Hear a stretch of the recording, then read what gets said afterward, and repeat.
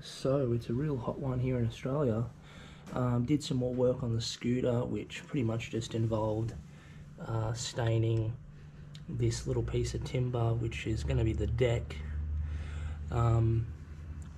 Now all that's left to do on the push scooter is to attach, the handlebars, which are over here, and the fender, if I do decide to put the fender on.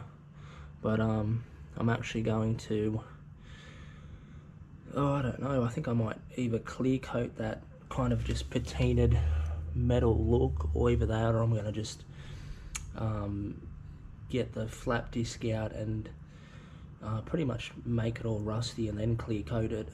But yeah, I took it down the path, everything rolls nice and smooth, and yeah, so that's the update. I haven't done anything more besides the deck, which wasn't really really interesting to film because I just pretty much stained it, as I said, and it's not attached. But part 2 will be coming shortly, and that'll involve a few odd bits and pieces here. So don't forget to like, comment and subscribe.